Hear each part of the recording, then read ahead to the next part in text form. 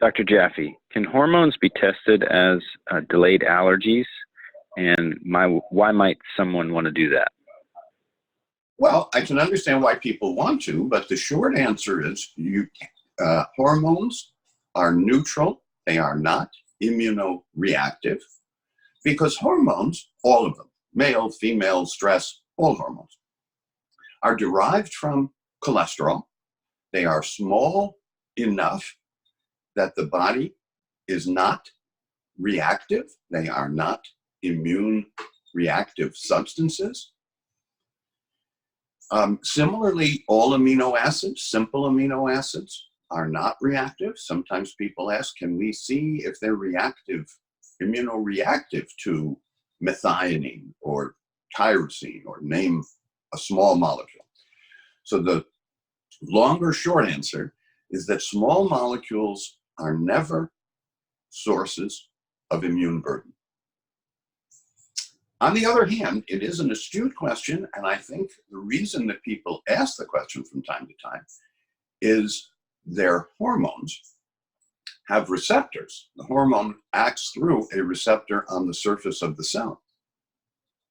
Now, those receptors can be dysfunctional.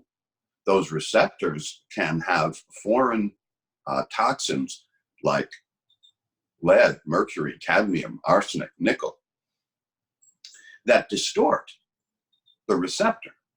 Or the cell can be low in magnesium and low in ascorbate, and therefore electrochemically the surface is not functioning properly. The receptors are not receiving and responding properly. So that can happen. Now the question would be, can you test the whole cell? Because the receptor is part of a whole living cell. And the receptor only exists in that whole living cell. You cannot isolate each receptor. And by the way, there are many thousands of them, but you cannot isolate those receptors and test for immunoreactivity. So what do? If there is a hormone-related problem, and in some cases, the hormones, they seem to surge at times. They seem to be very low at other times. It's like a roller coaster in terms of the hormonal function. So that's where the question comes from. We respect the question, but we do know the answer. You cannot be immunoreactive to a hormone. Your receptors may or may not be functioning properly, but the answer there is the LRA plan. Because when you restore tolerance in the immune system, when you restore digestive competence and metabolic detoxification competence, all of which is embedded in our LRA tests and plan. When you do that, the receptors now are replaced by newer receptors, because by the way, no part of you is more than 10 years old, and your receptors on the cell surface are mostly made within a few days. In other words, those cells, the surface of those cells is constantly being renewed if the cell has the energy. And when I say energy, I don't just mean ATP, I mean magnesium and antioxidants, buffering minerals, essential cofactors, but especially ascorbate. Because ascorbate is the maternal sacrificial antioxidant that sacrifices herself, that the rest of the cell can function. That's why we develop the C-cleanse. We know how much magnesium people need based on the first morning urine pH. And that's why we developed that association and have been offering that for now many years with great benefit to people.